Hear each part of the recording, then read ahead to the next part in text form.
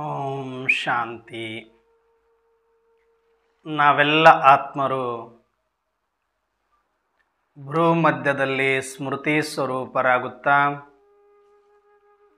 ನಾವೆಲ್ಲ ಆತ್ಮರ ತಂದೆ ಪರಂಪಿತ ಶಿವಬಾಬರವರನ್ನು ಆಹ್ವಾನಿಸುತ್ತಾ ಪ್ರಜಾಪಿತ ಬ್ರಹ್ಮ ಜಗದಂಬಾ ಸರಸ್ವತಿ ಮಮ್ಮಾರವರನ್ನು ಸ್ಮೃತಿ ಮಾಡುತ್ತಾ ವಿಶೇಷವಾಗಿ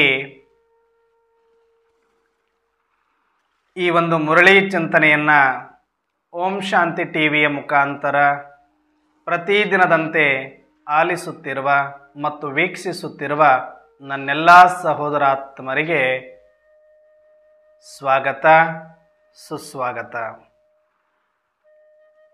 ಬನ್ನಿ, ಈ ದಿನ ಮುರಳಿಯ ಚಿಂತನೆಯ ವಿಷಯವನ್ನು ನಾನು ಆಯ್ಕೆ ಮಾಡಿಕೊಂಡಿರೋದು ಇಡೀ ಸಾಕಾರ ಮುರಳಿಯ ಕೊನೆಯಲ್ಲಿ ಒಂದು ಅವ್ಯಕ್ತ ಇಶಾರೆಯನ್ನು ಕೊಟ್ಟಿದ್ದಾರೆ. ಇವತ್ತು ಭಾಳಷ್ಟು ಮುರಳಿಗಳಲ್ಲಿ ಬಂದಿದೆ, ಕೆಲವರಿಗೆ ಸಿಕ್ಕಿದೆಯೋ ಸಿಕ್ಕಿಲ್ವೋ ಗೊತ್ತಿಲ್ಲ ನನಗೆ. ಹಾಗಾಗಿ ಆ ಅವ್ಯಕ್ತ ಪಾಯಿಂಟನ್ನೇ, ಆ ಅವ್ಯಕ್ತ ಇಶಾರೆಯನ್ನೇ ಇವತ್ತು ಮುರಳಿಯ ಚಿಂತನೆಗಾಗಿ ನಾನು ಆಯ್ಕೆ ಮಾಡಿಕೊಂಡಿದ್ದೀನಿ. ಮೊದಲನೇದಾಗಿ, ತಾವೆಲ್ಲರೂ ಕೂಡ ನಿನ್ನೆ ತಾನೇ ಹೊಸ ವರ್ಷಕ್ಕೆ ಕಾಲಿಟ್ಟಿದಿರಿ. ಬಹಳ ಸಂಭ್ರಮದಿಂದ ಸ್ವಾಗತಿಸಿ ಹೊಸ ಉಮ್ಮಂಗ ಉತ್ಸಾಹದೊಂದಿಗೆ ಈ ಒಂದು ಹೊಸ ವರ್ಷವನ್ನು ಸ್ವೀಕಾರ ಮಾಡಿದಿರಿ ಅಂತ ನಾನು ಭಾವಿಸ್ತಾ, ತಮಗೆಲ್ಲರಿಗೂ ಮತ್ತೊಮ್ಮೆ ಹೊಸ ವರ್ಷದ ಹಾರ್ದಿಕ ಹಾರ್ದಿಕ ಹಾರ್ದಿಕ ಶುಭಾಶಯಗಳು. ಹೊಸ ವರ್ಷದಲ್ಲಿ ಏನೆಲ್ಲ ಹಿಂದೆ ನಡೆದಿದೆಯೋ ಅದು ಎಲ್ಲವೂ ಸಹ ಪಾತ್ರ ಅನುಸಾರವೇ ನಡೆದಿದೆ. ಮುಂದೆ ಈ ವರ್ಷದಲ್ಲಿ ಏನೆಲ್ಲ ಬರಲಿದೆಯೋ ಅದೆಲ್ಲವೂ ನಾಟಕದ ನಿಯಮ ಅನುಸಾರವೇ ಬರಲಿದೆ. ಹಿಂದೆ ನಡೆದದ್ದಕ್ಕಾಗಲಿ ಮುಂದೆ ನಡೆಯೋದಕ್ಕಾಗಲಿ ಅಭಿನಯಿಸುವುದು ಮತ್ತು ಸ್ವೀಕಾರ ಮಾಡುವುದೇ ಒಬ್ಬ ಜ್ಞಾನಿಯ ಲಕ್ಷಣ. ಹಾಗಾಗಿ ಈ ಒಂದು ದೃಢ ಸಂಕಲ್ಪದೊಂದಿಗೆ ನಾವು ಸನ್ನದ್ಧರಾಗುತ್ತಾ ಬರುವಂಥ ಪ್ರತಿಯೊಂದು ಪೇಪರ್ಗಳನ್ನು, ಪರಿಸ್ಥಿತಿಗಳನ್ನು ನಾವು ಸ್ವೀಕಾರ ಮಾಡುತ್ತಾ ಮುಂದೆ ಸಾಗೋಣ. ಇದು ಒಂದು ಪಾತ್ರ, ನಾವು ಅನುಭವಿಸುವುದು ಮತ್ತು ಅಭಿನಯಿಸುವುದು, ಇದು ಎರಡೂ ಕೂಡ ಪಾತ್ರದ ಧರ್ಮ ಇರೋದರಿಂದ ನಾವು ಸಾಕ್ಷಿಯಾಗಿರುವಂಥ ಪುರುಷಾರ್ಥವನ್ನು ಮಾಡೋದರ ಜೊತೆಗೆ ಯಾವುದನ್ನೂ ತಿರಸ್ಕಾರ ಮಾಡದೆ ಎಲ್ಲದಕ್ಕೂ ಕೂಡ ಪುರಸ್ಕಾರವನ್ನು ಕೊಟ್ಟು ಸಾಕ್ಷಿಯಾಗುವಂಥ ಸ್ಥಿತಿಯನ್ನು ತಲುಪುತ್ತೇವೆ ಎನ್ನುವ ಪ್ರತಿಜ್ಞೆಯನ್ನು ಮಾಡುತ್ತಾ ಆ ಕಡೆಗೆ ನಾವು ಈ ಹೊಸ ವರ್ಷವನ್ನು ತೆಗೆದುಕೊಂಡು ಹೋಗೋಣ. ಆ ನಿಟ್ಟಿನಲ್ಲಿಯೇ ನಾನು ಇವತ್ತಿನ ಮುರಳಿಯ ಚಿಂತನೆಯನ್ನು ಆಯ್ಕೆ ಮಾಡಿಕೊಂಡಿರುವಂಥದ್ದು. ಈ ದಿನದ ಅವ್ಯಕ್ತ ಇಶಾರೆ ಈ ರೀತಿ ಇದೆ. ನೀವು ಅವ್ಯಕ್ತ ಸೈಲೆನ್ಸ್ನ ಮುಖಾಂತರ ಡಬಲ್ ಲೈಟ್ ಫರಿಸ್ತಾ ಸ್ಥಿತಿಯನ್ನು ಅನುಭವ ಮಾಡಿ ಅಂತ ಹೇಳಿದ್ದಾರೆ. ಅವ್ಯಕ್ತ ಸೈಲೆನ್ಸ್ನ ಮುಖಾಂತರ ಅಂತ ಹೇಳಿದ್ದಾರೆ. ಅವ್ಯಕ್ತ ಸೈಲೆನ್ಸ್ ಇರಬೇಕು, ಆಗ ನೀವು ಡಬಲ್ ಲೈಟ್ ಫರಿಸ್ತಾ ಸ್ಥಿತಿಯನ್ನು ಅನುಭವ ಮಾಡಬಹುದು ಅಂತ ಒಂದು ಅವ್ಯಕ್ತ ಇಶಾರೆಯನ್ನು ಕೊಟ್ಟಿದ್ದಾರೆ. ಅದಕ್ಕೆ ಕೆಳಗಡೆ ಎಕ್ಸ್ಪ್ಲನೇಷನ್ ಕೂಡ ಕೊಟ್ಟಿದ್ದಾರೆ. ಅಂದರೆ ಈಗ ನಿಮಗೆ ಇದೇ ಒಂದು ಗುರಿ ಉದ್ದೇಶ ಇರಬೇಕು, ನಾನು ಡಬಲ್ ಲೈಟ್ ಫರಿಸ್ತೆ ಆಗಬೇಕು. ಇದು ಬಿಟ್ಟರೆ ಬೇರೆ ಏನೂ ಕಾಣಿಸಬಾರ್ದು, ಏನೂ ಕೇಳಿಸಬಾರ್ದು. ಏನಾದರೂ ಕಾಣಿಸ್ತಿದೆ ಅಂತಂದರೆ ನೀವು ಇನ್ನೂ ಗುರಿಯ ಕಡೆಗೆ ಸ್ಪಷ್ಟತೆಯಲ್ಲಿ ಬಂದಿಲ್ಲ, ನಿಮಗಿನ್ನೂ ಗುರಿ ಸ್ಪಷ್ಟವಾಗಿ ನಿಖರವಾಗಿ ಕಾಣಿಸ್ತಾ ಇಲ್ಲ. ನಿಮಗಿನ್ನೂ ಏನಾದರೂ ಇಲ್ಲ ಸಲ್ಲದ್ದು ಕೇಳಿಸ್ತಾ ಇದೆ, ವ್ಯರ್ಥವನ್ನು ನಿಮ್ಮ ಕಿವಿಗಳು ಕೇಳಲಿಕ್ಕೆ ಆತುರಿತಾ ಇದೆ ಅಂತಂದರೆ ತಿಳ್ಕೊಳ್ಳಿ, ಇನ್ನೂ ನೀವು ಗುರಿಯನ್ನು ಗಟ್ಟಿ ಮಾಡಿಕೊಂಡಿಲ್ಲ. ಗುರಿಯ ಕಡೆ ನೀವು ಕರೆಕ್ಟಾಗಿ ಫೋಕಸ್ ಆಗಿ ನೀವು ಹೋಗೋದಕ್ಕೆ ಸನ್ನದ್ಧರಾಗಿಲ್ಲ, ಬೇಕಾಗಿರುವ ತಯಾರಿ ಸಾಕಾಗಿಲ್ಲ ಅಂತ ತಿಳ್ಕೊಳ್ಳಿ. ಹಾಗಾಗಿ ಈ ದಿನದ ಅವ್ಯಕ್ತ ಇಶಾರೆಯಲ್ಲಿ ಇದನ್ನೇ ಹೇಳ್ತಾರೆ ಎಕ್ಸ್ಪ್ಲನೇಷನಲ್ಲಿ. ನೀವು ಈಗ ಇದು ಒಂದೇ ಗುರಿಯನ್ನು ಇಟ್ಟುಕೊಳ್ಬೇಕು, ನಾನು ಡಬಲ್ ಲೈಟ್ ಫರಿಸ್ತೆ ಆಗಬೇಕು. ಡಬಲ್ ಲೈಟ್ ಫರಿಸ್ತೆ ಆಗಬೇಕು ಅಂದರೆ ನೀವು ಅವ್ಯಕ್ತ ಸೈಲೆನ್ಸನ್ನು ಅನುಭವ ಮಾಡ್ತಾ ಇರಬೇಕು. ಕುಂತರು, ನಿಂತರು, ಎದ್ರು, ನಡೆದ್ರು, ನುಡಿದ್ರು ಒಳಗಡೆ ಅವ್ಯಕ್ತ ಆಳವಾದ ಸೈಲೆನ್ಸನ್ನು ಯಾರು ಅನುಭವ ಮಾಡ್ತಾ ಮಾಡ್ತಾ ಮಾಡ್ತಾ ಆ ಅಭ್ಯಾಸದಲ್ಲಿ ನಿರತರಾಗಿರುತ್ತಾರೆಯೋ ಅವರು ಡಬಲ್ ಲೈಟ್ ಫರಿಸ್ತಾ ಆಗ್ತಾರೆ ಎನ್ನುವಂಥದ್ದು ಇವತ್ತಿನ ಅವ್ಯಕ್ತ ಇಶಾರೆಯ ಮುಖ್ಯ ಉದ್ದೇಶ. ಅವ್ಯಕ್ತ ಸೈಲೆನ್ಸ್ ಅಂದರೆ ಏನು? ಇದನ್ನು ಯಾವ ರೀತಿ ನಾವು ಪ್ರಾಕ್ಟೀಸ್ ಮಾಡಬಹುದು? ನಾವು ಸ್ಥೂಲವಾದ ಆಚರಣೆಯಲ್ಲಿ ಹಿಂದೆ ಬಿದ್ದಿಲ್ಲ. ನಾವು ಯಾರೂ ಸಹ ನಾವು ಶೂದ್ರರಿಂದ ಬ್ರಾಹ್ಮಣರಾಗಿದ್ದೀವಿ ಅಂತಂದರೆ ನಮಗೆ ಒಂದಷ್ಟು ನಿಯಮಗಳು. ಈಗ ನೋಡಿ, ಮಗು ಅಂಗನವಾಡಿಗೆ ಹೋಗಬೇಕಾದ್ರೆ ಮನೆಯಲ್ಲಿರುವಂಥ ಡ್ರೆಸ್ ಕೋಡ್ ಬೇರೆ, ಅಂಗನವಾಡಿಗೆ ಹೋಗಬೇಕಾದ್ರೂ ಕೂಡ ಡ್ರೆಸ್ ಕೋಡ್ ಚೇಂಜ್ ಆಗಿಲ್ಲ ಅಂದರೂ ಅದರ ನಡವಳಿಕೆಯಲ್ಲಿ ಚೇಂಜಸ್ ಬರುತ್ತೆ. ಆದರೆ ಅದು ತೆಗೆದುಕೊಂಡು ಹೋಗುವಂಥ ಒಂದು ಪಾಟಿ ಪೆನ್ಸಿಲನ್ನು ಹಿಡ್ಕೊಂಡು ಹೋಗುವಂಥ ಒಂದು ಶಿಸ್ತು ಬೇರೆ ಇರುತ್ತೆ. ಅಂಗನವಾಡಿಯಿಂದ LKG UKG ಅಥವಾ 1ನೇ ಕ್ಲಾಸಿಗೆ ಬಂದರೆ ಅದರದ್ದೇ ಒಂದು ಯೂನಿಫಾರ್ಮು, ಅದರದ್ದೇ ಆದ ಒಂದು ಶಿಸ್ತು ಅದು ಬೇರೆ ಇರುತ್ತೆ. ನೆಕ್ಸ್ಟ್ ಲೆವೆಲ್ಗೆ ಹೋದರೆ ಹೈಸ್ಕೂಲು, ಮಿಡ್ಲ್ ಹೈಸ್ಕೂಲ್ಗೆ ಹೋದಂಗೆ ಅದು ಕೂಡ ಅದರ ಲೆವೆಲಲ್ಲಿ ಬೇರೆ ಬೇರೆ ಇರುತ್ತೆ. ಹಾಗಾಗಿ ಇದನ್ನು ನಾವು ಅರ್ಥ ಮಾಡಿಕೊಳ್ಬೇಕು. ಈಗ ನಾವು ಆರಂಭದ ಹಂತದಿಂದ ಬಹಳ ದೂರ ಬಂದಿದ್ದೀವಿ. ಇನ್ನು ನಾವು ಯಜ್ಞದ ಆರಂಭದಲ್ಲೇ ಅದನ್ನೇ ನಾವು ಮೆಲುಕಾಗ್ತಾ ಕೂತ್ಕೊಂಡ್ರೆ ಪರಿಸ್ಥಿತಿ ಬೇರೆಯಾಗಿದೆ. ಯಜ್ಞ ಆರಂಭವಾಗಿ 86 ವರ್ಷಗಳು ಕಳೀತಾ ಇದೆ. ಆ ದಿನದ ವ್ಯವಸ್ಥೆಗೂ, ಆ ದಿನದ ವಾತಾವರಣಗೂ, ಆ ದಿನದ ಅನಿವಾರ್ಯತೆಗೂ ಇವತ್ತಿನ ಸಂದಿಗ್ಧತೆಗೂ ಅಜಗಜಾಂತರ ವ್ಯತ್ಯಾಸಗಳಿದೆ. ಬ್ರಹ್ಮ ಬಾಬಾ, ಮಮ್ಮ, ಎಲ್ಲ ಆದಿರತ್ನರು ಅವರು ಮಾಡಿರುವ ತಪಸ್ಸು, ಅವರು ಮಾಡಿರುವ ತ್ಯಾಗ, ಅವರು ಮಾಡಿರುವ ಸೇವೆ ಅದು ಬೇರೆಯೇ ಆಗಿತ್ತು. ಆ ಸಮಯದಲ್ಲಿ ನಡೆದ ಘಟನೆಗಳೇ ಬೇರೆ. ಆ ಸಮಯದಲ್ಲಿ ತಂದೆಯ ಸಹಯೋಗ ಸಿಕ್ಕ ರೀತಿನೇ ಬೇರೆ, ಇಶಾರೆಗಳೇ ಬೇರೆ. ಅವತ್ತಿನ ಪುರುಷಾರ್ಥದ ಹಂತವು ಬೇರೆ ಇತ್ತು. ಅವತ್ತು ಸ್ವಯಂವನ್ನು ಪರಿವರ್ತನೆ ಮಾಡಿಕೊಳ್ಬೇಕು, ಸ್ವಯಂವನ್ನು ಸದೃಢತೆಯಲ್ಲಿ ಇಟ್ಟುಕೊಳ್ಬೇಕು. ಆದರೆ ಅವರೆಲ್ಲರೂ ಕೂಡ ಇಡೀ ವಿಶ್ವದ ಜವಾಬ್ದಾರಿಯನ್ನು ಹೊತ್ತು ಎಲ್ಲರಿಗೂ ಈ ಸಂದೇಶವನ್ನು ತಲುಪಿಸಲೇಬೇಕಾದಂಥ ಅನಿವಾರ್ಯತೆಯ ಒಂದು ಕಿರೀಟ ಅವರ ಭುಜದ ಮೇಲೆ, ಅವರ ತಲೆಯ ಮೇಲೆ ಇತ್ತು. ಆದರೆ ಇವತ್ತು ಪರಿಸ್ಥಿತಿ ಆಗಿಲ್ಲ. ಸಮಯಾನುಸಾರ ಯಾರಿಗೆಲ್ಲ ಈ ಜ್ಞಾನ ತಿಳಿಯಬೇಕು ಅವರಿಗೆಲ್ಲ ತಿಳಿದಾಗಿದೆ. ಯಾರೆಲ್ಲ ಬರಬೇಕಾಗಿತ್ತು ಅವರೆಲ್ಲ ಬಂದಾಗಿದೆ. ಆದರೆ ಈಗ ನಾವು ತಿಳಿದುಕೊಂಡವರು ಏನು ಮಾಡಬೇಕು ಅನ್ನೋದ್ರ ಕಡೆಗೆ ಗಮನ ಕೊಡುವಂಥ ಸಮಯ ಬಂದಿದೆ. ಆದಿಯಲ್ಲಿ ಹೇಗೆ ಬ್ರಹ್ಮ ಮಮ್ಮಾರವರು, ದಾದಿಗಳು ಎಷ್ಟೊಂದು ಅವ್ಯಕ್ತ ಸ್ಥಿತಿಯನ್ನು ಅವರು ಅನುಭವ ಮಾಡ್ತಾ ಇದ್ರು, ಎಷ್ಟೊಂದು ಸೈಲೆನ್ಸಲ್ಲಿ ಇರುವ ಪ್ರಯತ್ನವನ್ನು ಮಾಡ್ತಾ ಇದ್ರು, ಎಷ್ಟೊಂದು ವ್ಯರ್ಥ ಮುಕ್ತದಲ್ಲಿ ಇರ್ತಾ ಇದ್ರು, ಎಷ್ಟೊಂದು ಲೋಕ ಲಾಜ್ಗಳಿಂದ ಅವರು ದೂರ ಇರ್ತಾ ಇದ್ರು. ಇದೆಲ್ಲವೂ ಕೂಡ ಅವರ ಪುರುಷಾರ್ಥಕ್ಕೆ ಅವರು ಹಾಕಿಕೊಂಡಿರುವ ನಿಯಮಗಳು. ಆದರೆ ನಮಗೆ ಈ ಪುರುಷಾರ್ಥದ ನಿಯಮಗಳಿಗಿಂತ ಸ್ಥೂಲ ಧಾರಣಾ ನಿಯಮಗಳೇ ಹೆಚ್ಚು ಕಾಣಿಸ್ತಾ ಇರುತ್ತೆ.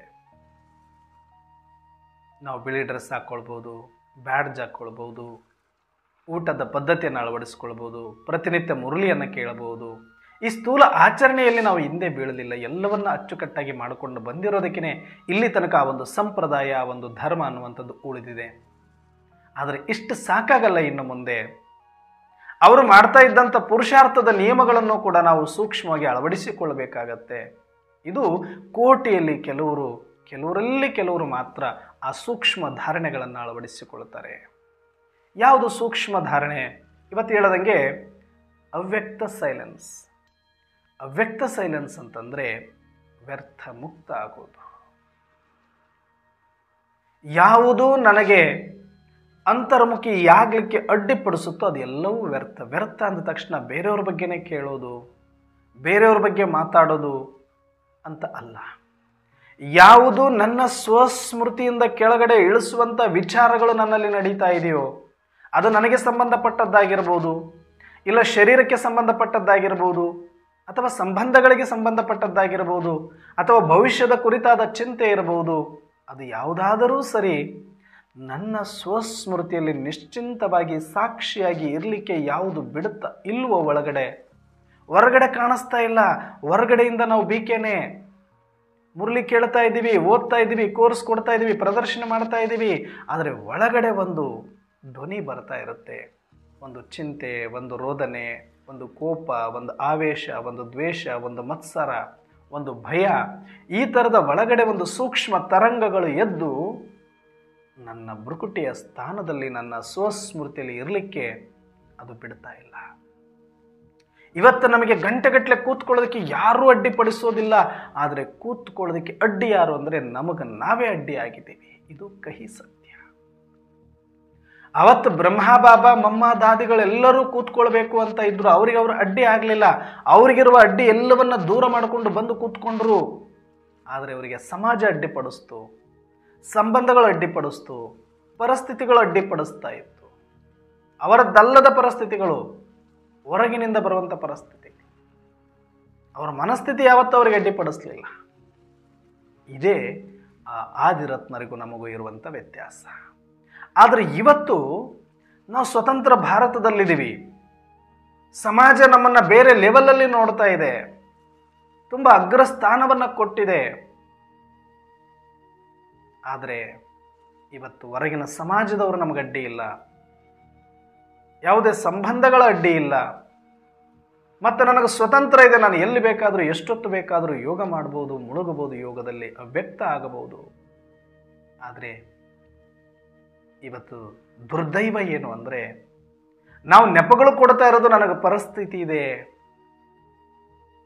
ನನಗೆ ಶರೀರ ಸಹಯೋಗ ಕೊಡ್ತಾ ಇಲ್ಲ, ಸಂಬಂಧಿಕರು ಸರಿ ಇಲ್ಲ, ನನ್ನ ಪೋಸ್ಟ್ ಪೊಸಿಷನ್ ಸರಿ ಇಲ್ಲ, ಇದೊಂದು ಸ್ವಲ್ಪ ಸರಿಯಾದ ಮೇಲೆ ನಾನು ಒಳಗಡೆ ಹೋಗ್ಬಿಡ್ತೀನಿ ಅಂತ ಕಾರಣಗಳನ್ನು ಕೊಡ್ತಾ ಇದ್ದೀವಿ.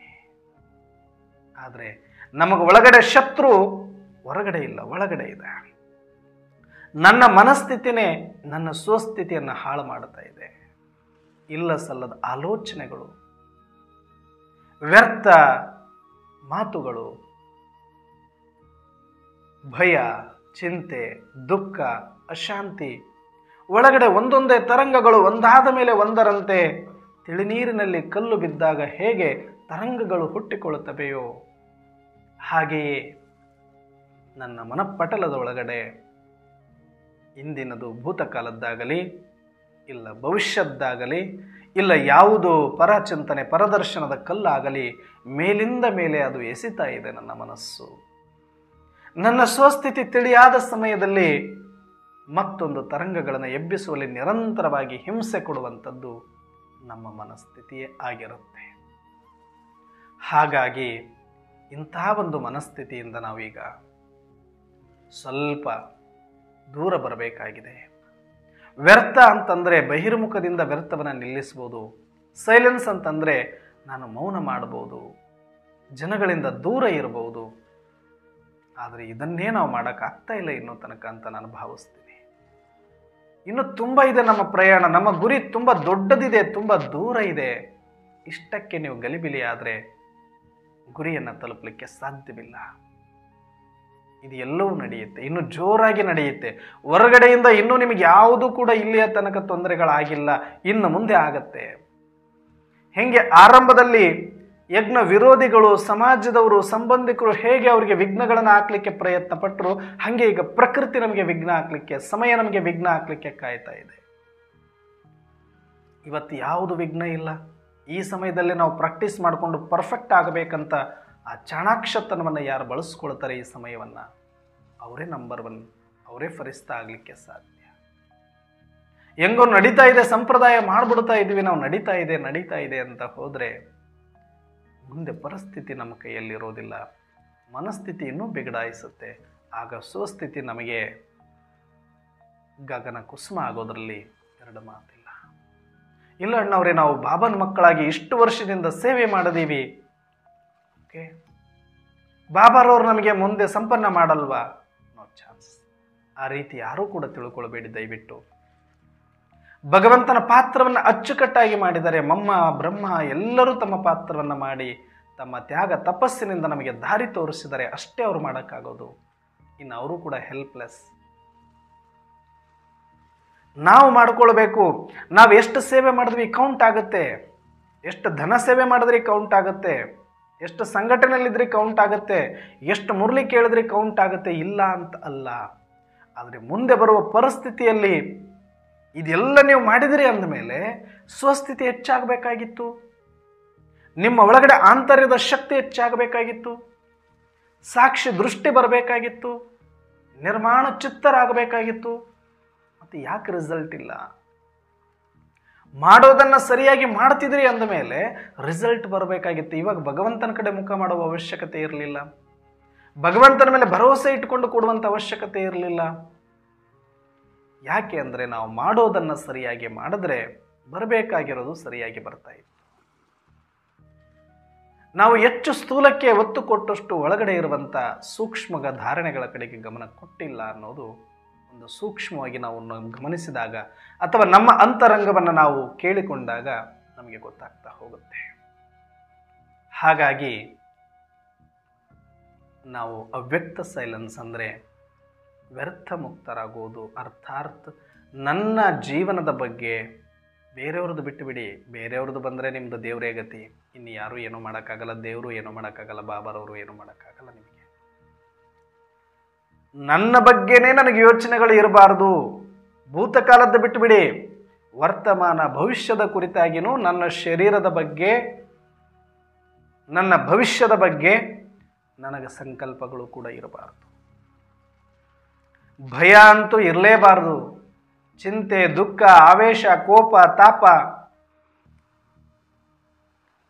ಸೈಲೆನ್ಸ್ ಅಂದರೆ ಬರೀ ಶಬ್ದದಿಂದ ಅಥವಾ ಬಹಿರ್ಮುಖದ ಮಾತುಗಳಿಂದ ಮುಕ್ತರಾಗೋದಲ್ಲ, ನಮ್ಮ ಒಳಗಡೆ ಇರುವಂಥ ಭಯದಿಂದ ಮುಕ್ತರಾಗೋದು, ಆಸೆಗಳಿಂದ ಮುಕ್ತರಾಗೋದು, ಚಿಂತೆಗಳಿಂದ ಮುಕ್ತರಾಗೋದು, ಯಾವುದೇ ರೀತಿಯ ಕೋಪ, ತಾಪ, ಆವೇಶ, ಜಲಸಿ ಇವುಗಳಿಂದ ಮುಕ್ತರಾಗೋದೇ ನಿಜವಾದ ಅವ್ಯಕ್ತ ಸೈಲೆನ್ಸ್ ಆಗಿದೆ. ಒಳಗಡೆ ಯಾರು ಸೈಲೆನ್ಸಲ್ಲಿ ಇರಲಿಕ್ಕೆ ಬರುತ್ತೆ ಆತನೇ ನಿಜವಾದ ಯೋಗಿ, ಆತನೇ ನಿಜವಾದ ಜ್ಞಾನಿ, ಆತನೇ ನಿಜವಾದ ಫರಿಸ್ತ ಆಗಲಿಕ್ಕೆ ಯೋಗ್ಯ ಆತ್ಮನಾಗಿರ್ತಾನೆ. ಒಳಗಡೆಯಿಂದ ಬರಬಾರ್ದು ನನಗೆ ವ್ಯರ್ಥ, ನನ್ನ ಮನಸ್ಸು ಪ್ರಲೋಭನೆ ಮಾಡಬಾರ್ದು. ಏನಾದರೂ ಚಿಂತೆ ಮಾಡು. ಕೆಲವರಿಗೆ ಯೋಗದಲ್ಲಿ ಏನೋ ಕೂತ್ಕೊಂಡ್ಬಿಡ್ತಾರೆ, ಒಂದು ಅರ್ಧ ಗಂಟೆ ಕೂತ್ಕೊಂಡಿದ್ದಾರೆ ಅಂತ ಇಟ್ಕೊಳ್ಳೋಣ. ಅವ್ರಿಗೆ ಅನಿಸಿರುತ್ತೇನಪ್ಪ ನಾನು ಎಷ್ಟು ಹೊತ್ತು ಯೋಗದಲ್ಲಿ ಕೂತ್ಕೊಂಡ್ಬಿಟ್ಟಿದ್ದೀನಿ ಅಂತ. ಮತ್ತು ಆ ಸಮಯದಲ್ಲೇ ಅವರಿಗೆ ಸಂಕಲ್ಪಗಳು ಬರುತ್ತೆ, ಅಯ್ಯೋ ನಾನು ಎಲ್ಲ ಕೆಲಸ ಬಿಟ್ಟು ಹಿಂಗೆ ಕೂತ್ಕೊಂಡ್ಬಿಟ್ರೆ ಹೆಂಗಾಗುತ್ತೆ, ನನ್ನ ಮಕ್ಕಳ ಭವಿಷ್ಯ ಹೆಂಗೆ, ನನ್ನ ಶರೀರ ಹೆಂಗೆ, ಬಾಬಾ ಏನು ಹಿಂಗೆ ಕೂತ್ಕೊಳ್ಳೋಕೆ ಹೇಳಿಲ್ಲ, ನಾವು ಕರ್ಮ ಮಾಡಬೇಕು, ಕರ್ಮಾಚಾರಿಗಳು ಅಂತ ಎದ್ದು ಒಳಗಡೆಯಿಂದ ಹೊಡಿತಾ ಇರುತ್ತೆ. ಅಷ್ಟು ಸಂಕಲ್ಪಗಳು ವಿಪರೀತವಾಗಿ, ಇರೋಬರೋ ಜವಾಬ್ದಾರಿಗಳು, ಇರೋಬರೋ ಕೆಲಸಗಳು ಆ ಯೋಗದಲ್ಲೇ ನಿಮಗೆ ನೆನಪು ಬರಲಿಕ್ಕೆ ಆರಂಭ ಆಗ್ಬಿಡುತ್ತೆ. ಇದನ್ನು ಹೇಳ್ತಾರೆ ಒಳಗಿನ ಗದ್ದಲ ಅಂತ. ಇದರಿಂದ ಮುಕ್ತ ಆಗಬೇಕು. ನಾನು ಯೋಗದಲ್ಲಿ ಕೂತಿದ್ದೀನ, ಅರ್ಧ ಗಂಟೆ, 1 ಗಂಟೆ, 2 ಗಂಟೆ, ಎಷ್ಟೊತ್ತಾದರೂ ಕೂತ್ಕೊಳ್ಳಿ. ಆಗ ನಿಮಗೆ ಯಾವುದೇ ಶರೀರದ ಜವಾಬ್ದಾರಿಗಳು, ಸಂಬಂಧದ ಜವಾಬ್ದಾರಿಗಳು ಸ್ಮೃತಿಗೆ ಬರಬಾರದು. ಒಂದು ವೇಳೆ ನಿಮಗೆ ಜವಾಬ್ದಾರಿ ಇದೆ, ಅದನ್ನು ನಿಭಾಯಿಸಬೇಕು, ಅದನ್ನು ನಿಭಾಯಿಸಬಾರ್ದು ಅಂತಲ್ಲ. ಆದರೆ ಯೋಗ ಕೂಡುವ ಪೂರ್ವದಲ್ಲಿನೇ ಅದನ್ನು ತಯಾರಿ ಮಾಡಿಕೊಂಡು ಯಾವ ಕೆಲಸವನ್ನು ಯಾವಾಗ ಮಾಡಬೇಕು, ಯಾವ ಜವಾಬ್ದಾರಿಯನ್ನು ಯಾವಾಗ ನಿಭಾಯಿಸಬೇಕು, ಈ ಕೂಡುವ 1 ಗಂಟೆ 2 ಗಂಟೆಯಲ್ಲಿ ನಾನು ಮುಕ್ತನಾಗಿ ಕೂಡಬೇಕು ಅನ್ನುವಂಥ ಕ್ಯಾಲ್ಕುಲೇಷನ್ ಇಟ್ಕೊಂಡು ಕ್ಲಾರಿಟಿ ತೊಗೊಂಡೇ ನೀವು ಕೂತ್ಕೊಳ್ಬೇಕಾಗತ್ತೆ. ಅದಿಲ್ಲದೆ ಕೂತ್ಕೊಂಡು ಒಂದು 10 ನಿಮಿಷ ಆಗಿರಲ್ಲ, ನಿಮಗನ್ನಿಸುತ್ತೆ 1 ಗಂಟೆ ಯೋಗ ಮಾಡಿಬಿಟ್ಟಿದ್ದೀನಿ ಅಂತ. ಆಗ ಅಯ್ಯೋ ನಾನು ಮನೆ ಕೆಲಸ ಬಿಟ್ಟುಬಿಟ್ಟಿದ್ದೀನಿ, ಅಲ್ಲಿಗೆ ಹೋಗಬೇಕಾಗಿತ್ತು, ಆಫೀಸಿಗೆ ಹೋಗಬೇಕಾಗಿತ್ತು, ಬ್ಯಾಂಕಿಗೆ ಹೋಗಬೇಕಾಗಿತ್ತು, ಮಕ್ಕಳಿಗೆ ಸ್ಕೂಲ್ ಫೀಸ್ ಕಟ್ಟಕ್ಕೆ ಹೋಗಬೇಕಾಗಿತ್ತು. ಎಲ್ಲ ಯೋಗದ ಟೈಮಲ್ಲಿ ನಿಮಗೆ ಜವಾಬ್ದಾರಿಗಳು ನೆನಪು ಮಾಡಿಸ್ಲಿಕ್ಕೆ ಸ್ಟಾರ್ಟ್ ಮಾಡುತ್ತೆ ನಿಮ್ಮ ಮನಸ್ಸು. ಯಾಕೆ ಅಂದರೆ ಅವುಗಳಿಗೆ ಉತ್ತರ ಕೊಟ್ಟಿಲ್ಲ ನೀವು, ಅವುಗಳ ಕಡೆಗೆ ಗಮನ ಕೊಟ್ಟಿಲ್ಲ ನೀವು, ಅವುಗಳನ್ನು ಹೇಗೆ ಸಮಾಧಾನ ಪಡಿಸಬೇಕು ಅನ್ನೋದ್ರ ಕಡೆಗೆ ಗಮನ ಇಲ್ಲ.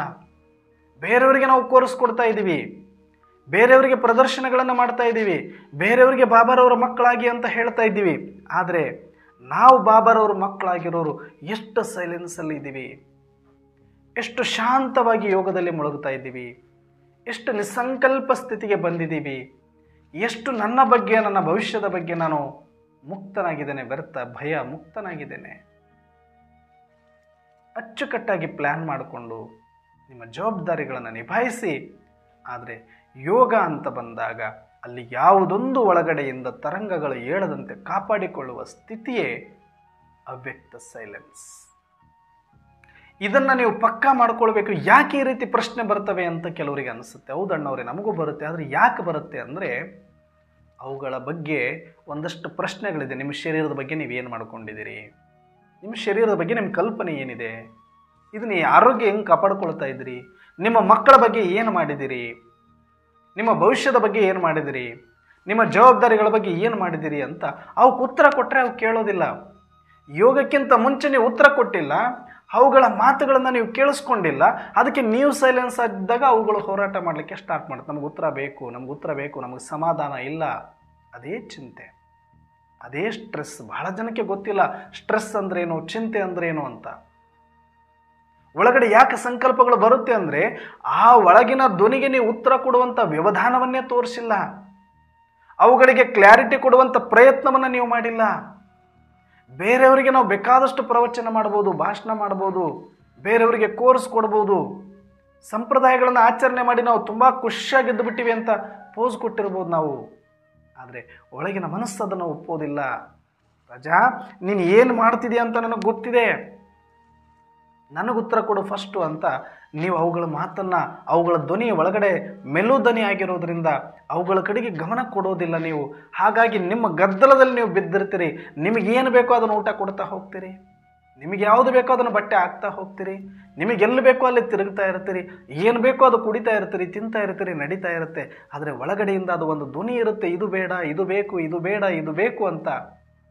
ಆದರೆ ಅದನ್ನು ಯಾವುದು ನೀವು ಕೇಳಿಸ್ಕೊಳ್ಳೋದಿಲ್ಲ. ಅದಕ್ಕೆ ನೀವು ಸೈಲೆನ್ಸ್ ಆಗಿ ಕೂತ್ಕೊಂಡಾಗ ನೋಡಿಕೊಂಡು ನಿಮ್ಮ ಮೇಲೆ ಆಕ್ರಮಣ ಮಾಡುತ್ತವೆ. ಅದು ನೀವು ನಮ್ಗೆ ಉತ್ತರ ಕೊಡಲೇಬೇಕು ಅಂತ ಕೂತ್ಕೊಳ್ತೇವೆ. ಆವಾಗ ನೀವು ಯೋಗದಲ್ಲಿ ಕೂತ್ಕೊಂಡಾಗ ಈ ಭೋಗದ ಸೆಳೆತಗಳು, ಭೋಗದ ಪ್ರಶ್ನೆಗಳು ಒಮ್ಮೆಲೆ ಉಲ್ಬಣಗೊಂಡಾಗ ನಿಮಗೆ ಯೋಗ ಮಾಡಲಿಕ್ಕಾಗೋದಿಲ್ಲ, ಕೂತ್ಕೊಳ್ಳೋಕ್ಕಾಗೋದಿಲ್ಲ. ಚಂಚಲದಲ್ಲಿ ಬರ್ತೀರಿ, ಅಯ್ಯೋ ನನಗೆ ಆಗ್ತಾ ಇಲ್ಲ ಅಂತ ಎದ್ದು ಹೊಡೋಗ್ಬಿಡ್ತೀರಿ. ಪ್ರತಿನಿತ್ಯ ಇದು ನಡೀತಾ ಇದೆ. ನಿಮಗೆ ಆನಂದ ಸಿಗ್ತಾ ಇಲ್ಲ ಯೋಗದಲ್ಲಿ. ಯಾಕೆ ಅಂತಂದರೆ ನೀವು ಉತ್ತರ ಕೊಟ್ಟಿಲ್ಲ. ಒಂದು ಸಲ ಅದಕ್ಕೆ ಕರೆಕ್ಟಾಗಿ ಉತ್ತರ ಕೊಡೋದಕ್ಕೆ ಬಾಬಾರವರು ಇಷ್ಟೊಂದು ಜ್ಞಾನ ಕೊಟ್ಟಿರೋದು ನಮಗೆ. ಈ ಭಗವಂತನ ಜ್ಞಾನ ಮುರಳಿ ಇರೋದೇ ನನ್ನ ಒಳಗಿನ ಎಷ್ಟೋ ಸಾವಿರ ವರ್ಷಗಳ ಪ್ರಶ್ನೆಗಳಿಗೆ ಅವು ಉತ್ತರಗಳನ್ನು ಕೊಟ್ಟು ಅವುಗಳನ್ನು ಸಮಾಧಾನ ಪಡಿಸೋದು, ಅವುಗಳನ್ನು ಶಾಂತ ಮಾಡೋದು, ಅವುಗಳನ್ನು ವ್ಯರ್ಥ ಮುಕ್ತ ಮಾಡೋದು, ಸಂಕಲ್ಪ ಮುಕ್ತ ಮಾಡೋದು ನಮ್ಮ ಕೆಲಸ ಆಗಬೇಕಾಗಿತ್ತು. ಆರಂಭದ ಹಂತದಲ್ಲಿ ಇವೆಲ್ಲ ಮಾಡ್ಕೊಳ್ಬೇಕಾಗತ್ತೆ ನಾವು. ಆದರೆ ಯಾರು ಇಲ್ಲಿ ತನಕ ಮಾಡಿಲ್ವೋ ಅವ್ರಿಗೆ ಇಲ್ಲಿಯ ತನಕನೂ ಯೋಗ ಆಗಲ್ಲ.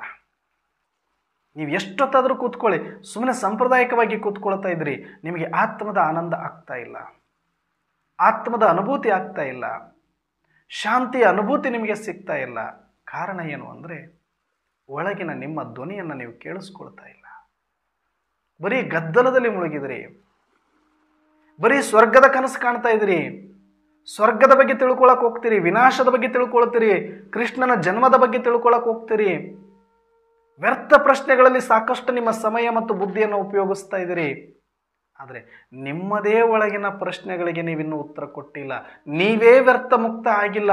ಆದರೆ ಬರೀ ಸ್ವರ್ಗದ ಬಗ್ಗೆ ತಿಳ್ಕೊಂಡು ಅದಕ್ಕೇನಾಗಬೇಕಾಗಿದೆ ತಿಳ್ಕೊಳ್ಳಿ. ನೀವು ಸ್ವರ್ಗದಲ್ಲಿ ಹಂಗಿರುತ್ತೆ ಹಿಂಗಿರುತ್ತೆ, ಅದಕ್ಕೆ ಬೇಕಾಗಿಲ್ಲ. ನನಗೆ ಇವಾಗಿನ ಪ್ರಶ್ನೆಗಳಿಗೆ ಉತ್ತರ ಕೊಡುವಂಥ ನಮ್ಮ ಮನಸ್ಸೇ ಕೇಳುತ್ತೆ. ಅದಕ್ಕೆ ಜಗತ್ತಿನವ್ರು ಯಾಕೆ ಇಷ್ಟೊಂದು ನಾವು ಹೇಳಿದ್ರು ಕೂಡ ಬರ್ತಾ ಇಲ್ಲ ಅಂದರೆ ನಾವು ಬರೀ ಭವಿಷ್ಯದ ಕನಸನ್ನು ಕಟ್ತಾ ಇದ್ದೀವಿ, ಅಥವಾ ವಿನಾಶದ ಭಯವನ್ನು ಹುಟ್ಟಿಸ್ತಾ ಇದ್ದೀವಿ. ಅವರ ಆಂತರ್ಯದಿಂದ ಬರುವ ಪ್ರಶ್ನೆಗಳಿಗೆ ಉತ್ತರವನ್ನು ಸರಿಯಾಗಿ ಕೊಡುವ ಪ್ರಯತ್ನವನ್ನು ಮಾಡಿದ್ರೆ ಖಂಡಿತವಾಗಿ ಅವರು ಕೂಡ ಬರ್ತಾರೆ. ಅವರಿಗೆ ಬೇಕಾಗಿರೋದು ಇವತ್ತು ಅದೇ. ಬಹಳಷ್ಟು ಜನಗಳಿಗೆ ಅನಿಸಿರುತ್ತೆ, ನಾವು ಕೋರ್ಸ್ ಕೊಡಬೇಕಾದಾಗ ಅಯ್ಯೋ ನಾನೇನೋ ಕೇಳ್ಕೊಂಡು ಬಂದೆ, ಇವರೇನೋ ಹೇಳ್ತಿದ್ದಾರಲ್ಲಪ್ಪ ಅಂತ ಅನಿಸ್ಬಿಟ್ಟೆ ಓಡೋಗ್ಬಿಡ್ತಾರೆ ಬಹಳಷ್ಟು ಜನ. ಸರಿ, ಅವ್ರದ್ದು ಪಾತ್ರ ಇರಲ್ಲ, ಅವರು ಹೋಗ್ತಾರೆ, ಪಾತ್ರ ಇದೆ, ನಾವು ಉಳ್ಕೊಂಡಿದ್ದೀವಿ ಅಂದ್ಕೊಳ್ಳೋಣ. ಈಗ ನಾವಾದರೂ ಸಮಾಧಾನವಾಗಿದ್ದೀವಾ? ಯೋಗ ನಮಗಾದರೂ ಚೆನ್ನಾಗಿ ಆಗ್ತಾ ಇದೆಯಾ? ಆತ್ಮದ ಅನುಭೂತಿ ಚೆನ್ನಾಗಿ ನಾನು ಮಾಡ್ತಾ ಇದ್ದೀನಾ? ನಮ್ಮನ್ನು ನಾವು ಕೇಳಿಕೊಂಡ್ರೆ ಇನ್ನೂ ಚಂಚಲತೆ ಇದೆ, ಇನ್ನೂ ನಮಗೆ ಒಳಗಡೆ ತರಂಗಗಳು ಹೇಳ್ತಾ ಇದೆ, ವ್ಯರ್ಥ ಸಂಕಲ್ಪಗಳು ಬರ್ತಾ ಇದೆ. ಸೈಲೆನ್ಸ್ ಆಗಲಿಲ್ಲ ನಮ್ಮ ಮನಸ್ಸಿನ್ನು. ಮುಕ್ತಿ ಎಂಬುದು ಮನದ ಸಮಸ್ಥಿತಿಯೇ ಬೇರಲ್ಲ, ರಕ್ತಿ ವಿಪರೀತವದಕ್ಕಾಗದಿರೆ ಮುಕ್ತಿ, ಯುಕ್ತಿಯುಂ ಕರಣ ಚೇಷ್ಟಿತವ ತಿದ್ದುತ ಶಕ್ತಿವಂತನೇ ಶಮಿಪ ಮುಕ್ತ ಅಂತ ಹೇಳ್ತಾರೆ ಡಿ ವಿ ಜಿಯವ್ರ ಕಗ್ಗದಲ್ಲಿ. ಬಾಬಾರವರು ಇದನ್ನು ಎಷ್ಟು ಕ್ಲಿಯರ್ ಆಗಿ ನಮಗೆ ಬಿಡಿಸಿ ಹೇಳಿದ್ದಾರೆ. ಮನಸ್ಸನ್ನು ಸಮಾಧಾನ ಪಡಿಸುವುದು, ಸಂಕಲ್ಪ ಅತೀತ ಆಗುವುದು. ಯಾವಾಗ ನೀವು ಸಂಕಲ್ಪ ಅತೀತ ಆಗ್ತೀರಿ, ಹೊರಗಡೆ ಕರ್ಮ ಮಾಡಿದರೂ ಅದರ ಎಫೆಕ್ಟ್ ಆಗಲ್ಲ, ಅದನ್ನು ಕರ್ಮಾತೀತ ಸ್ಥಿತಿ ಅಂತ ಕರೀತಾರೆ. ಒಳಗಡೆ ಸಂಕಲ್ಪ ಅತೀತ ಆದಾಗ. ಸಂಕಲ್ಪ ಅತೀತ ಯಾವಾಗ? ಈಗ ದಾದಿ ಜಾನಕೀಜಿ ಅವರಿಗೂ ಕೂಡ ಅಂತಾರಾಷ್ಟ್ರೀಯ ಮಟ್ಟದಲ್ಲಿ ದಾದಿಜಿಯವರಿಗೆ ಪಾರಿತೋಷಕ ಸಿಗುತ್ತೆ. ಅತೀ ಕಡಿಮೆ ಸಂಕಲ್ಪಗಳನ್ನು ಮಾಡುವಂಥವ್ರು, ಸ್ಥಿರ ಮನಸ್ಸಿನ ಮಹಿಳೆ ಅಂತ. ಸಂಕಲ್ಪಗಳ ರೇಟ್ ಎಷ್ಟಿತ್ತು ಅಂತ ಕೇಳಿದ್ರೆ ದಾದೀಜಿ ಅವರಿಗೆ, ನಮಗೆಲ್ಲರಿಗೂ ನಾರ್ಮಲ್ ಆಗಿರೋರಿಗೆ 30-40 ಇದ್ದರೆ ದಾದೀಜಿ ಅವರಿಗೆ 3-4ಕ್ಕೆ ಬಂದಿತ್ತು. ನೋಡಿ ಎಷ್ಟು ಅಜಗಜಾಂತರ. ಅದು ಯೋಗದ ಸ್ಥಿತಿ, ಅಂದರೆ ಒಳಗಡೆ ವ್ಯರ್ಥ ಮುಕ್ತ ಆಗಿರೋ ಸ್ಥಿತಿ ಅದು. ಯಾಕೆ ಅವರಿಗೆ ಸಂಕಲ್ಪಗಳು ಬರಲಿಲ್ಲ, ಕಡಿಮೆ ಆಯಿತು ಆಟೋಮೆಟಿಕ್ ಅಂದ್ರೆ ಉತ್ತರ ಸಿಕ್ಕೋಯ್ತು, ಕಡಿಮೆ ಆಯಿತು. ಈಗ ನಿಮಗೆ ತಗೊಳ್ಳಿ, ಯಾವುದೋ ಒಂದು ಅಪ್ಲಿಕೇಶನ್ ಹಾಕಿರ್ತೀರಿ ನಿಮ್ಮ ಮಗನಿಗೆ, ಅದರದ್ದು ರಿಸಲ್ಟ್ ಬಂದಿರಲ್ಲ. ಅಲ್ಲಿಯ ತನಕ ಎಷ್ಟು ಸಂಕಲ್ಪಗಳು ಓಡ್ತಾ ಇರುತ್ತೆ. ಹಿಂಗಾಗ್ಬಿಟ್ರಂಗೆ, ಹಂಗಾಗ್ಬಿಟ್ರಂಗೆ, ಇದಾಗಿಲ್ಲ ಅಂದರೆ ಏನು ಮಾಡಬೇಕು, ಎಷ್ಟು ಓಡ್ತಾ ಇರುತ್ತೆ. ಯಾಕೆ? ಒಳಗಿನದಕ್ಕೆ ಉತ್ತರ ಸಿಕ್ಕಿಲ್ಲ. ಒಂದು ದಿನ ರಿಸಲ್ಟ್ ಬರುತ್ತೆ, ಉತ್ತರ ಸಿಕ್ತು, ಅಲ್ಲಿಗೆ ತಣ್ಣಗಾಯಿತು, ಸಿಕ್ಬಿಡುತ್ತೆ ಸೀಟು, ತಣ್ಣಗೆ, ಅದ್ರ ಪ್ರಶ್ನೆಗಳೇ ಬರಲ್ಲ. ಅಂದರೆ ಪ್ರತಿ ಒಂದಕ್ಕೂ ನಾವು ಉತ್ತರ ಕೊಡ್ತಾ ಹೋಗ್ಬಿಟ್ವಿ. ಜ್ಞಾನ ಕೊಟ್ಟಿರೋದೇ ಅದಕ್ಕೋಸ್ಕರ ಬಾಬಾರವರು. ಯಾಕೆ ಭಯ ಪಡ್ತೀಯ? ಶರೀರದ ಬಗ್ಗೆ ಯೋಚನೆ ಮಾಡಬೇಡ, ಇದು ಪಾತ್ರಕ್ಕಾಗಿ ಸಿಕ್ಕಿರೋದು. ನೀನು ಭಯ ಪಡ್ತಿದ್ಯಾ ಅಂತ ಇದು ಹೆಚ್ಚು ಆಗಲ್ಲ, ನೀನು ಭಯ ಪಟ್ಟಿಲ್ಲ ಅಂತ ಬೇಗನೂ ಹೋಗಲ್ಲ. ಅದು ಇರುವಷ್ಟು ದಿನ ಇದ್ದೇ ಇರುತ್ತೆ, ಹೋಗುವಾಗ ಹೋಗೇ ಹೋಗುತ್ತೆ ಅಂತ ಅದಕ್ಕೆ ಉತ್ತರ ಕೊಡು, ಸಮಾಧಾನವಾಗುತ್ತೆ. ಭವಿಷ್ಯದ ಬಗ್ಗೆನೂ ಅತಿಯಾಗಿ ಯೋಚನೆ ಮಾಡಬೇಡಿ. ನೋಡಿ, ನನ್ನ ಪಾತ್ರ ನಿಗದಿಯಾಗಿದೆ, ನನ್ನ ಪಾತ್ರವನ್ನು ಕಸಿದುಕೊಳ್ಳಲು ಇಲ್ಲಿ ಯಾರೊಬ್ಬರು ಕಾಂಪಿಟೇಟರ್ ನನಗಿಲ್ಲ. ಇರುವುದೆಲ್ಲರೂ ನನ್ನ ಸಹೋದರಾತ್ಮರು, ನನ್ನ ತಂದೆ ಪರಮಾತ್ಮ. ಭವಿಷ್ಯದ ಬಗ್ಗೆನೂ ಯೋಚನೆ ಮಾಡಬೇಡ, ನಿನ್ನ ಸಣ್ಣಗಿರು. ಜವಾಬ್ದಾರಿ ಅಂದರೆ ಈ ಒಂದು ಬ್ರಾಹ್ಮಣ ಪಾತ್ರವನ್ನು ಹೇಗೆ ನಿಭಾಯಿಸಬೇಕೆನ್ನೋದು ಪೂರ್ವ ನಿಯೋಜಿತ ಆಗಿರೋದ್ರಿಂದ ಅದರ ಪ್ರಕಾರ ನನ್ನ ಶಕ್ತಿ ಅನುಸಾರ ನನ್ನ ಪಾತ್ರ ನಡೆಯುತ್ತೆ. ನೀನು ಯೋಚನೆ ಮಾಡಿಯೂ ನಾನು ಏನೂ ಹೆಚ್ಚಿಗೆ ಮಾಡಲಿಕ್ಕೆ ಆಗೋದಿಲ್ಲ. ನೀನು ಯೋಚನೆ ಮಾಡಿಲ್ಲ ಅಂತ ನಾನು ಬಿಡೋದೂ ಇಲ್ಲ. ಆ ಪಾತ್ರ ನಡಿಬೇಕಾಗಿರೋದು ನಡೆಯುತ್ತೆ. ನೀನು ಸೈಲೆಂಟ್ ಆಗಿರು ಅಂತ ನನ್ನ ಮನಸ್ಸಿನ ಒಳಗಿನ ಉದ್ವೇಗದ, ಭಯದ ಪ್ರಶ್ನೆಗಳಿಗೆ ಉತ್ತರ ಕೊಡುವ ಪ್ರಯತ್ನ ಮಾಡಿದ್ರೇ ಯೋಗ ಆಗುತ್ತೆ. ಇಲ್ಲ ಅಂತಂದರೆ ಯೋಗ ಆಗೋದಿಲ್ಲ. ಹಾಗಾಗಿ ಇನ್ನು ಮುಂದೆ ನಿಮ್ಮ ಮನಸ್ಸಿನಲ್ಲಿ ಬರುವಂಥ ಪ್ರಶ್ನೆಗಳನ್ನು, ಅದನ್ನು ಚಂಚಲತೆ ಅಂದ್ಕೊಳ್ಬೇಡಿ, ಅಯ್ಯೋ ಅದು ಡಿಸ್ಟರ್ಬೆನ್ಸ್ ಅಂತ ಅಂದ್ಕೊಳ್ಬೇಡಿ. ಎಲ್ಲಿಯ ತನಕ ನೀವು ಅವುಗಳಿಗೆ ಉತ್ತರವನ್ನು ಕೊಡೋದಿಲ್ವೋ ಅಲ್ಲಿಯ ತನಕ ನೀವು ನಿರ್ಮಾಣ ಚಿತ್ರ ಆಗೋದಿಲ್ಲ, ಸಾಕ್ಷಿ ಆಗೋದಿಲ್ಲ. ಅದಕ್ಕೆ ಯೋಗದಲ್ಲಿ ಕೂತ್ಕೊಂಡಾಗಲೇ ನೀವು ಅದಕ್ಕೆ ಟೈಮ್ ಕೊಡಬೇಕಾಗತ್ತೆ. ಯಾಕಂದರೆ ನೀವು ಬೇರೆ ಟೈಮಲ್ಲಿ ಬ್ಯುಸಿ ಇರ್ತೀರಿ, ನಿಮ್ಮ ಮನಸ್ಸಿನ ಮಾತು ನಿಮಗೆ ಕೇಳಿಸೋದೇ ಇಲ್ಲ. ಅಲ್ಲಿ ಸೈಲೆನ್ಸ್ ಆಗಿರೋದಕ್ಕೆ ಆ ಸಂಕಲ್ಪಗಳ ಮಾತು, ಆ ಒಂದು ಧ್ವನಿ ನಿಮಗೆ ಕೇಳಿಸ್ತಾ ಹೋಗುತ್ತೆ.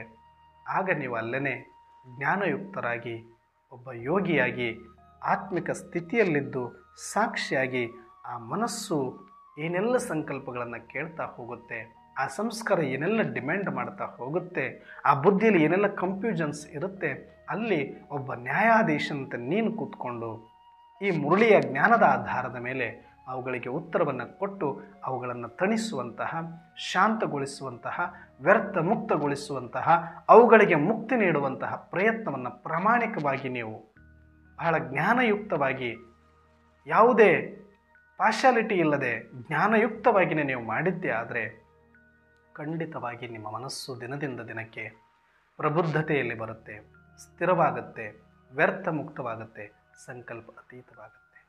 ದಾದಿಗಳಿಗೆ ಯಾಕೆ 3ರಿಂದ 4ಕ್ಕೆ ಬಂತು ಅಂದರೆ ಅವರು ಎಲ್ಲದರ ಬಗ್ಗೆನೂ ಕೂಡ ಒಂದು ಕ್ಲಾರಿಟಿ ಸಿಕ್ಕಿತ್ತು. ಶರೀರದ ಬಗ್ಗೆ, ಸಂಬಂಧಗಳ ಬಗ್ಗೆ, ಸಮಾಜದ ಬಗ್ಗೆ, ಭವಿಷ್ಯದ ಬಗ್ಗೆ, ಡ್ರಾಮದ ಬಗ್ಗೆ, ಪರಮಾತ್ಮನ ಬಗ್ಗೆ ಒಂದು ಪರ್ಫೆಕ್ಟ್ ಆಗಿರತಕ್ಕಂಥ ಉತ್ತರ ಅವರೊಳಗಡೆ ಇದ್ದಿರೋದ್ರಿಂದ ಅಲ್ಲಿ ವ್ಯರ್ಥಕ್ಕೆ ಅವಕಾಶ ಇರಲಿಲ್ಲ. ಹಾಗಾಗಿ ನಾವು ಕೂಡ ಆ ಸ್ಟೇಜಿಗೆ ಹೋಗಬೇಕು ಅಂದರೆ ನಮ್ಮ ಮನಸ್ಸಿನಲ್ಲಿ ಬರುವಂಥ ದ್ವಂದ್ವಗಳಿಂದ ಅತೀತ ಆಗುವ ಪ್ರಯತ್ನ ನಾವು ಮಾಡಬೇಕು. ಅಂದರೆ ನಾವು ಉತ್ತರವನ್ನು ಕೊಟ್ಕೊಳ್ಳೇಬೇಕು. ಬೇರೆಯವ್ರಿಗೋಸ್ಕರ ಅಲ್ಲ ಕೋರ್ಸು, ಬೇರೆಯವ್ರಿಗೋಸ್ಕರ ಅಲ್ಲ ಪ್ರದರ್ಶನ, ಅದು ನಮ್ಮ ಸೇವೆ, ನಮ್ಮ ಒಂದು ಸೇವೆಯ ಭಾಗ ಅದು ಅಷ್ಟೇ. ಆದರೆ ನಾವು ಎಷ್ಟು ವರ್ಷದಿಂದ ಜ್ಞಾನದಲ್ಲಿದ್ದೀವಿ, ಎಷ್ಟು ಸೇವೆ ಮಾಡಿದ್ದೀವಿ ಅನ್ನೋದು ಮುಖ್ಯ ಆಗೋದಿಲ್ಲ. ಎಷ್ಟು ನನ್ನ ಮನಸ್ಸಿನ ಒಳಗಡೆ ಇರತಕ್ಕಂಥ ಪ್ರಶ್ನೆಗಳಿಗೆ ಉತ್ತರ ಕೊಡುವ ಪ್ರಯತ್ನವನ್ನು ನಾನು ಪ್ರಾಮಾಣಿಕವಾಗಿ ಮಾಡಿದ್ದೇನೆ, ಅದಕ್ಕೆ ನಾನು ಸಮಯವನ್ನು ಕೊಟ್ಟಿದ್ದೇನೆ, ಎಷ್ಟು ಸಮಯವನ್ನು ಇನ್ವೆಸ್ಟ್ ಮಾಡಿದ್ದೇನೆ, ಎಷ್ಟು ಡೆಡಿಕೇಶನ್ ಕೊಟ್ಟಿದ್ದೇನೆ ಅನ್ನೋ ಆಧಾರದ ಮೇಲೆ ನಿಮಗೆ ಯೋಗ ಆಗತ್ತೆ. ನೀವು ಸಂಕಲ್ಪ ಅತೀತ ಆಗ್ತೀರಿ. ಈ ಪ್ರಯತ್ನವನ್ನು ನೀವು ಮಾಡಿ ನೋಡಿ. ಹೊಸ ವರ್ಷದಲ್ಲಿ ಹೊಸ ಯೋಗಾನುಭೂತಿಯೊಂದಿಗೆ ನಿಮ್ಮ ಹೊಸ ಸ್ಥಿತಿಯನ್ನು ನೀವು ಪಡಿತೀರಿ ಅನ್ನುವಂಥ ಭರವಸೆಯನ್ನು ಆ ಬಾಬಾರವರ ಸಮ್ಮುಖದಲ್ಲಿ ಮುರಳಿಯ ಒಂದು ಪ್ರಮಾಣದಂತೆ ನಾನು ನಿಮ್ಮ ಹತ್ರ ತಿಳಿಸ್ಲಿಕ್ಕೆ ಪ್ರಯತ್ನ ಪಡ್ತಾ ಇದ್ದೀನಿ. ಯಾಕೆ ಅಂದರೆ ಇಲ್ಲಿಯ ತನಕ ನಾನು ಅರ್ಥ ಮಾಡಿಕೊಂಡಿರೋದು ಮೊದಲು ಮುಕ್ತ ನನ್ನ ಮನಸ್ಸನ್ನು ನಾನು ಮಾಡಿಕೊಳ್ಬೇಕು. ಮೊದಲು ನನ್ನ ಮನಸ್ಸಿನ ಸಂಕಲ್ಪಗಳ ವ್ಯರ್ಥದಿಂದ ನಾನು ಮುಕ್ತನಾಗಬೇಕು. ಅದಾಗಲೇ ನಾನು ಒಬ್ಬ ಯೋಗಿ, ಒಬ್ಬ ಸಾಕ್ಷಿ ಸ್ಥಿತಿ, ಒಬ್ಬ ಜ್ಞಾನಿ ಆಗಲಿಕ್ಕೆ ಸಾಧ್ಯ. ಇದನ್ನೇ ಬಾಬರವರು ಹೇಳ್ತಾರೆ, ಅವ್ಯಕ್ತ ಸೈಲೆನ್ಸ್. ಒಳಗಡೆ ಯಾರಿಗೆ ಇದಕ್ಕೆಲ್ಲವೂ ಉತ್ತರ ಸಿಕ್ಕಿರುತ್ತೋ ನಾಳೆ ಬರುವಂಥ ಪರಿಸ್ಥಿತಿಗಳಲ್ಲಿ ಅವರು ಸಾಕ್ಷಿಯಾಗಿ ಹಾಕಿರ್ತಾರೆ. ಅಂದರೆ ಈಗೆಲ್ಲ ಯಾಕೆ ಬರ್ತಾ ಇದೆ, ಏನು ಬರ್ತಾ ಇದೆ, ಏನಾಗುತ್ತೆ, ಇದೆಲ್ಲದಕ್ಕೂ ಉತ್ತರ ಆಲ್ರೆಡಿ ನಾವು ಕೊಟ್ಟು ಬಿಲ್ಡ್ ಮಾಡಿರೋದ್ರಿಂದ ನಮಗೆ ಪ್ರಶ್ನೆಗಳು ಬರೋದಿಲ್ಲ. ಪರಿಸ್ಥಿತಿಗಳು ಎಷ್ಟೇ ವಿಪರೀತದಲ್ಲಿದ್ದರೂ ನಾವು ಸಾಕ್ಷಿ ಆಗ್ತೀವಿ. ಈ ಥರ ಒಳಗಡೆ ಸೈಲೆನ್ಸಲ್ಲಿ ಇರ್ತೀವಿ. ಅವರನ್ನೇ ಜ್ಞಾನಿಗಳು, ಸಂತರು ಅಂತ ಕರೀತಾರೆ. ನಾವು ಕೂಡ ಆ ರೀತಿಯ ಪರಿಸ್ಥಿತಿಗಳಾಗಬೇಕು ಅಂದರೆ ನಾವು ವ್ಯರ್ಥ ಮುಕ್ತ ಆಗೋಣ. ನಮ್ಮ ಮನಸ್ಸಿನಲ್ಲಿರುವ ಗೊಂದಲಗಳಿಗೆ ತೆರೆ ಎಳೆಯುವ ಪ್ರಯತ್ನವನ್ನು ಪ್ರಾಮಾಣಿಕವಾಗಿ ಮಾಡೋಣ. ಅದನ್ನೇ ಅವ್ಯಕ್ತ ಸೈಲೆನ್ಸ್ ಅಂತ ಕರೀತಾರೆ. ಈ ಅವ್ಯಕ್ತ ಸೈಲೆನ್ಸಲ್ಲಿ ಬಂದು ನಾನು ಡಬ್ಬಲ್ ಲೈಟ್ ಪರಿಸ್ಥಿತಿಯ ಅನುಭವವನ್ನು ಮಾಡಲಿಕ್ಕೆ ಸಾಧ್ಯ ಅನ್ನುವಂಥ ಮಾತನ್ನು ಹೇಳ್ತಾ ಇವತ್ತಿನ ಚಿಂತನೆಯನ್ನು ಮುಕ್ತಾಯ ಮಾಡೋಣ. ಅಚ್ಚಾ, ಓಂ ಶಾಂತಿ.